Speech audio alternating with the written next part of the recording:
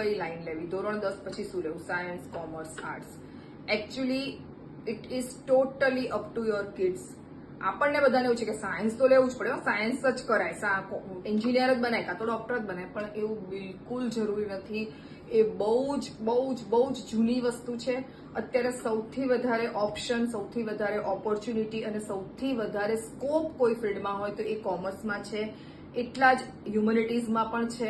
મતલબ you have to identify the quality of your kids. જો તમારા બચ્ચાને મેથ્સ નથી જ આવડતું ને તમે એમ વિચારો કે બાયોલોજી લઈ લઈશું તો મેથ્સ ક્યાં કરવું પડશે, પણ ફિઝિક્સ, કેમિસ્ટ્રીમાં એટલું જ મેથ્સ આવે છે.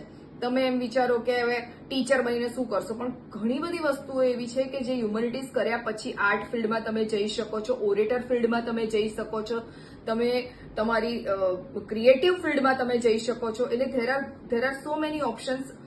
સિટ વિથ યોર ચાઇલ્ડ, એને પૂછો કે એને શું કરવું છે. તમને એમ કે એને તો શું ખબર પડે, પણ તમે એમ વિચારો કે 10મા ધોરણમાં કરી લીધું અને સાયન્સ 11th 12thમાં પણ 11th 12th નો સાયન્સનો સિલેબસ જબરજસ્ત વાસ્ટ છે. એનું 5% પણ 10મા ધોરણમાં ભણવામાં નથી આવતું. એટલે એમ વિચારો કે કરી લેશે મહેનતને, પણ જો એ વસ્તુ એના માટે બર્ડન રૂપ હોય ને બર્ડન કરતા પણ એને ઇન્ટરેસ્ટ ના હોય, આગળ કોઈ સ્કોપ ના હોય, તો વિચાર કરો, એને ગમતી કારકિર્દી પસંદ કરાવો, એને ગમતી લાઈન પસંદ કરાવો. અત્યારે આજના ડિજિટલ એરામાં દરેક ફિલ્ડમાં બહુ જ બધા ઓપ્શન્સ છે અને there is so much space for success.